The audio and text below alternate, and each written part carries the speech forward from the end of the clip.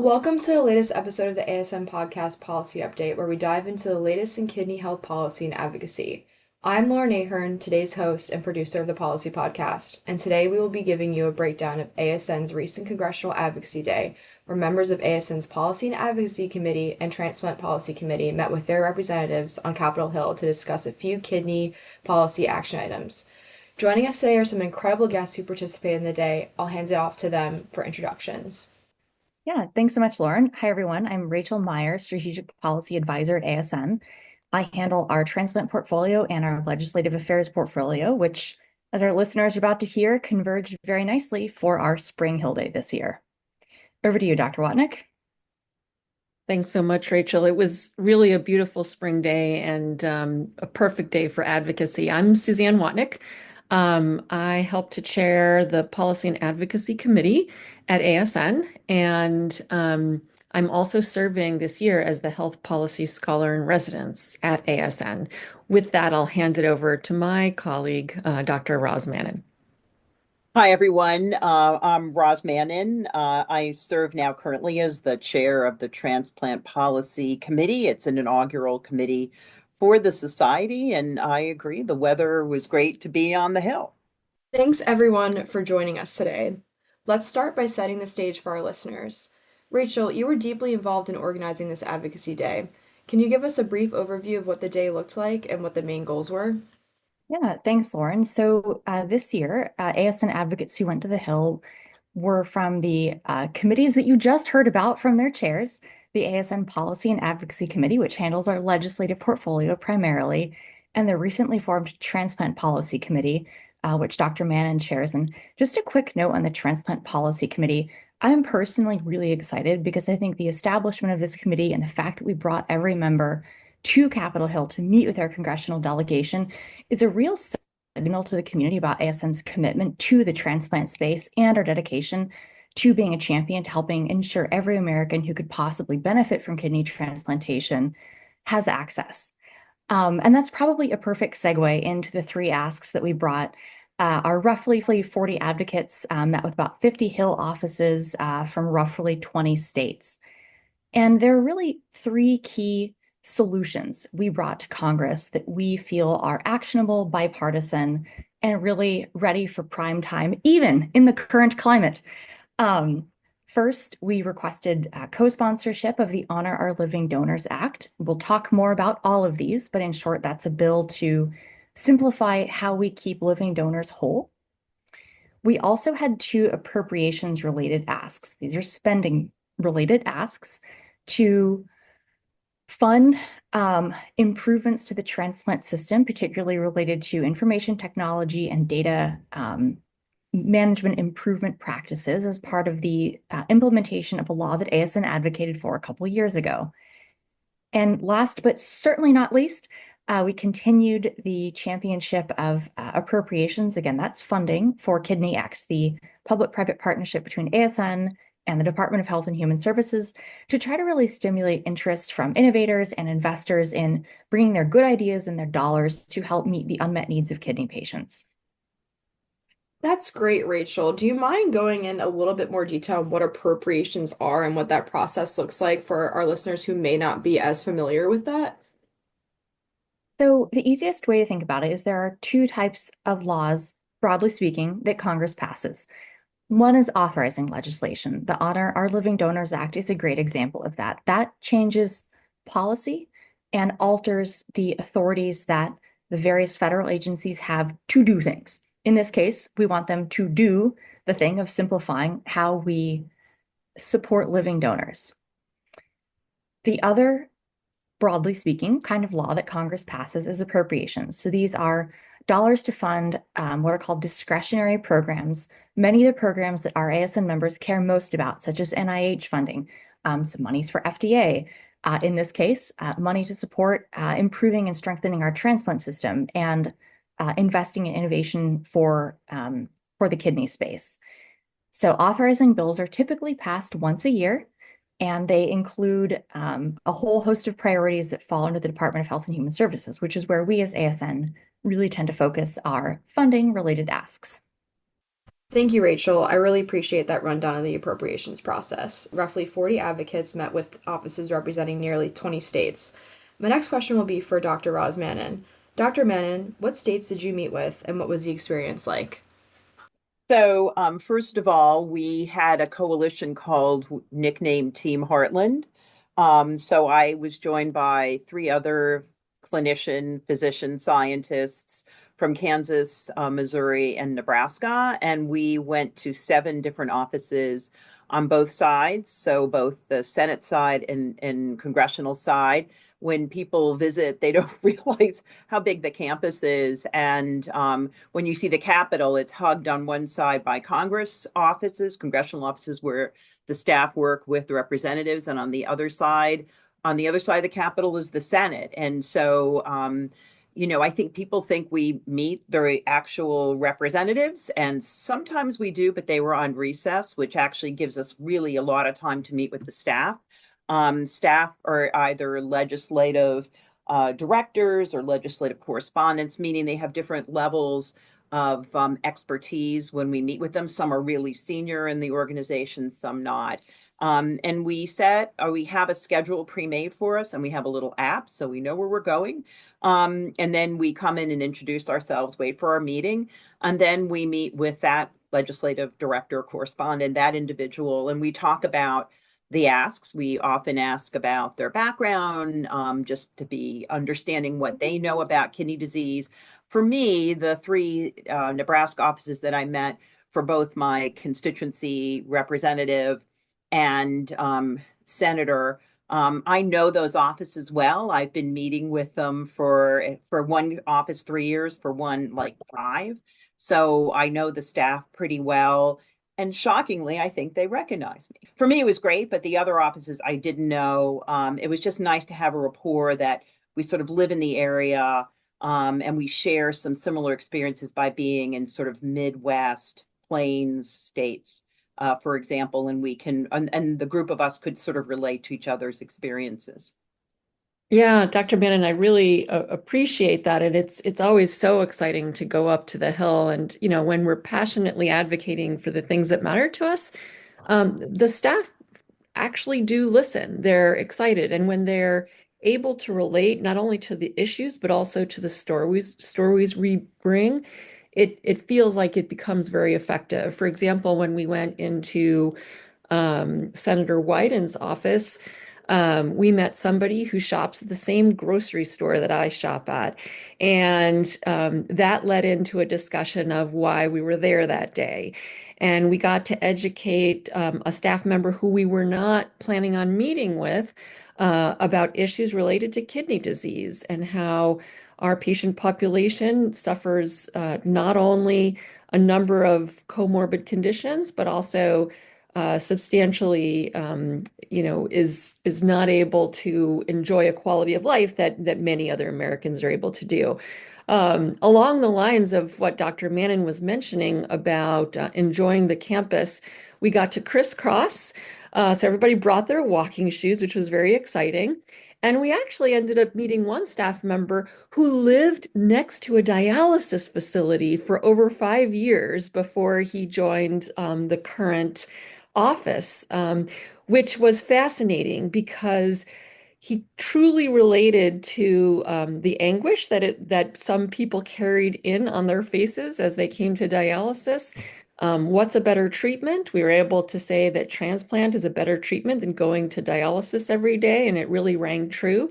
So again, it's bringing these stories that really impact our patients, and then bringing the data behind them that seems to be very effective. And so we were able to go as a West Coast team, Oregon and California, to talk to, again, Senate and House offices. We intersected with the Washington state. So again, um, really helping to think about the whole West Coast.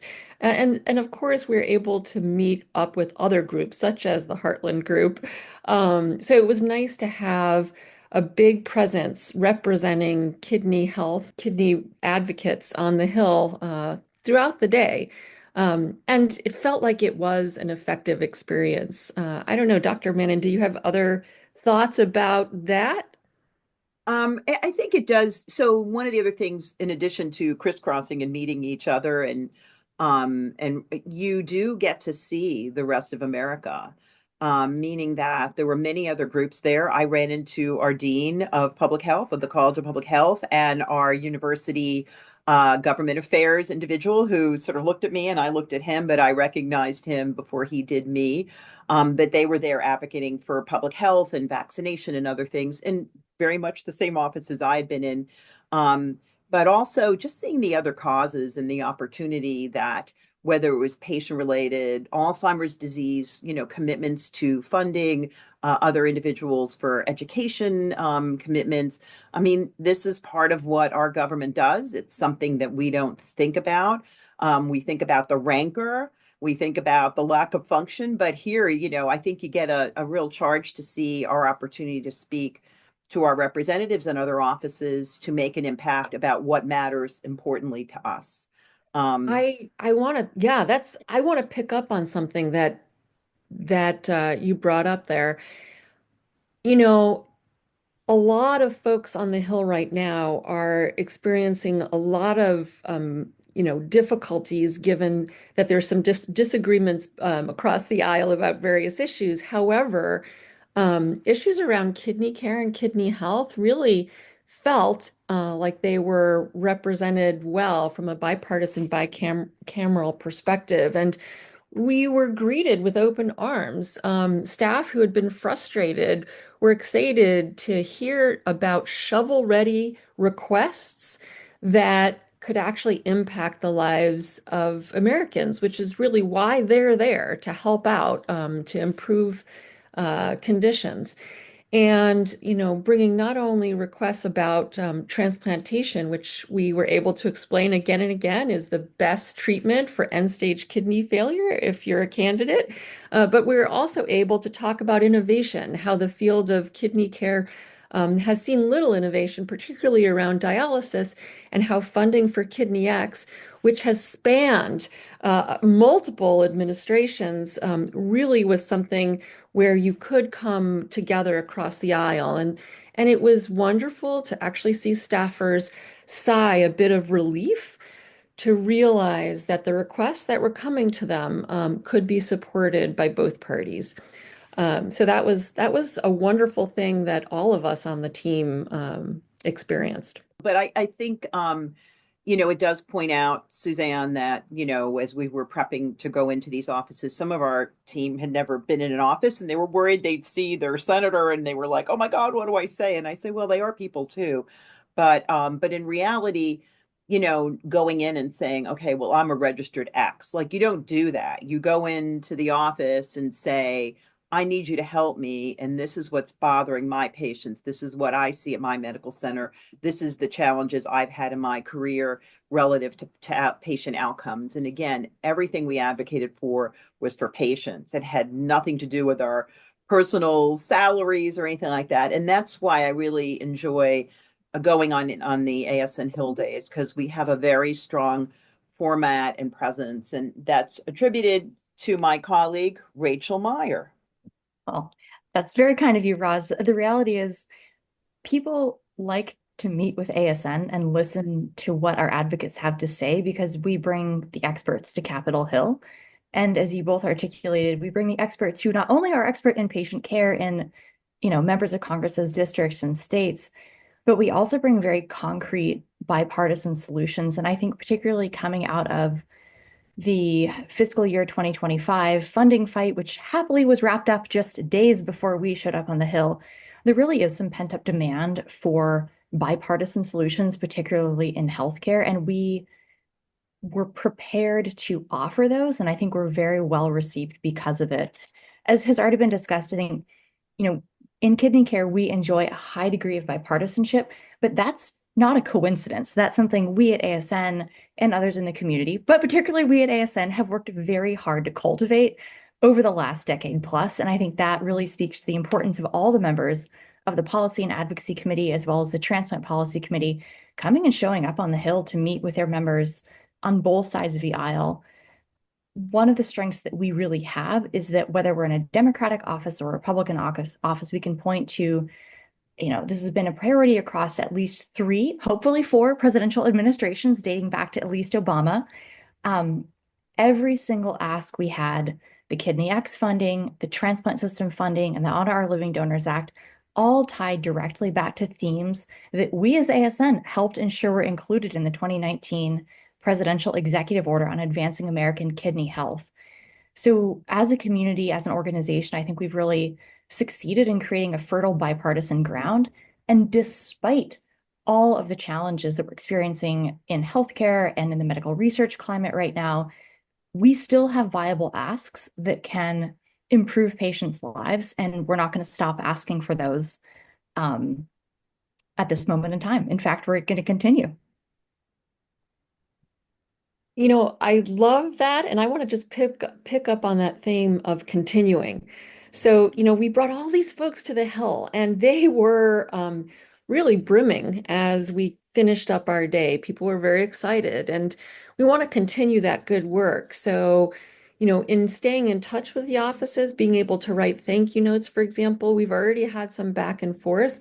And again, one, that's exciting to be able to continue to have a conversation with both congressional members and their staff, but also to make sure that that impact is remembered. I mean, these people have, 15 plus meetings a week with people who have true reasonable asks that will impact. So how can we make sure that our memory lives on to continue those requests? And for example, somebody had a request about a piece of data, and we sent that staff member an article.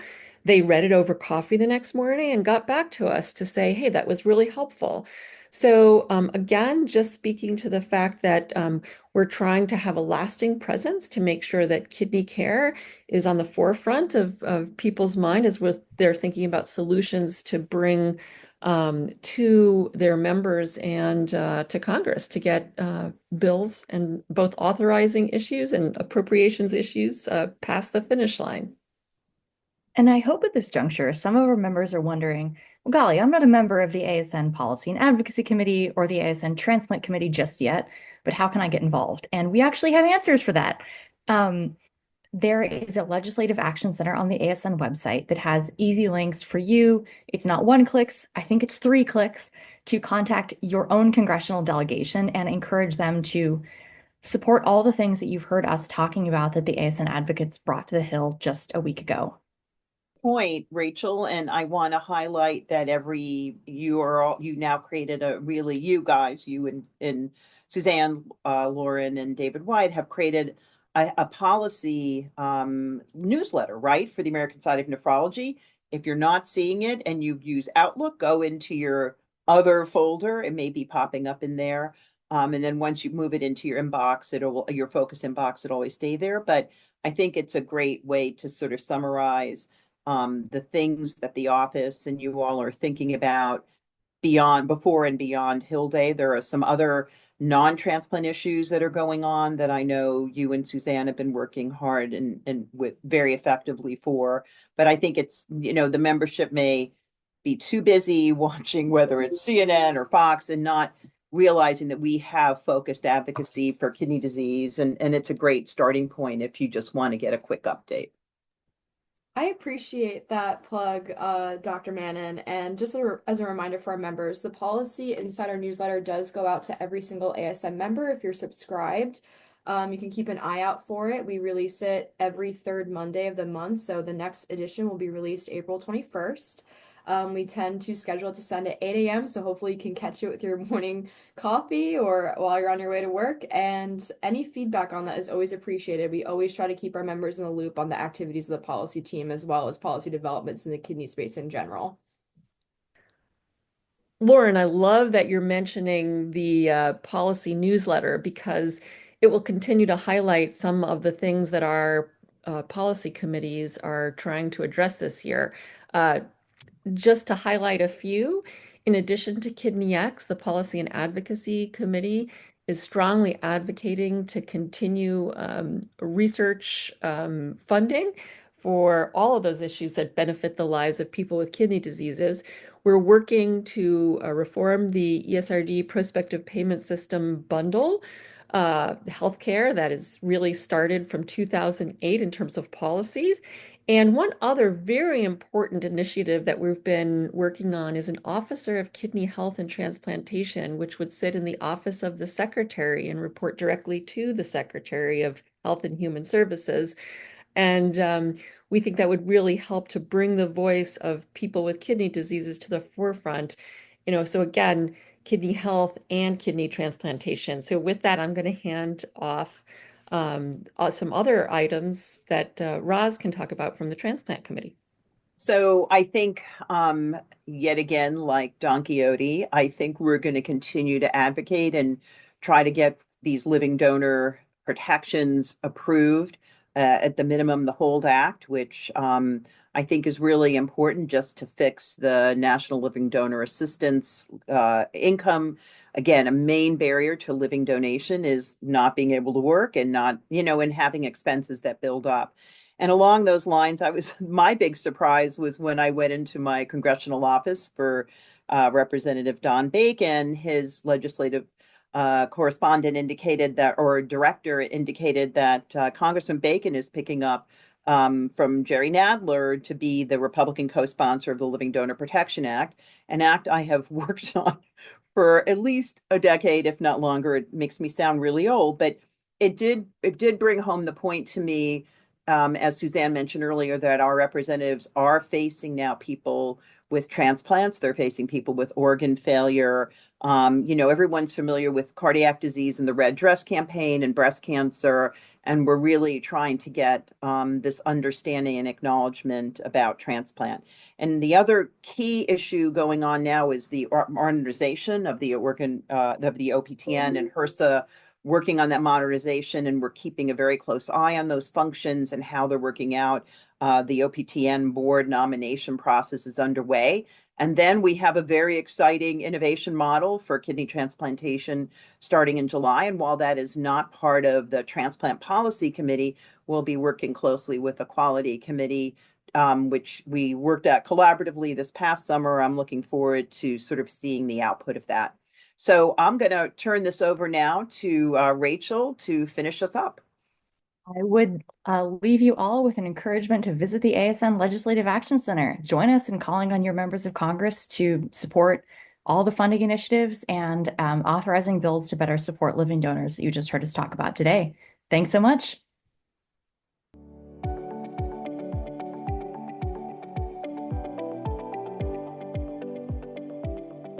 This podcast is copyrighted by the American Society of Nephrology. All rights reserved.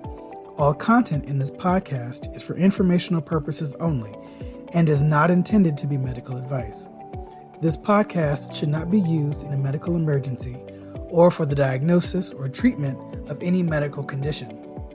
Please consult your doctor or other qualified healthcare professional if you have any questions about any medical condition or before taking any drug, changing your diet, or commencing or discontinuing any course of treatment. Thank you for listening to this podcast from the American Society of Nephrology.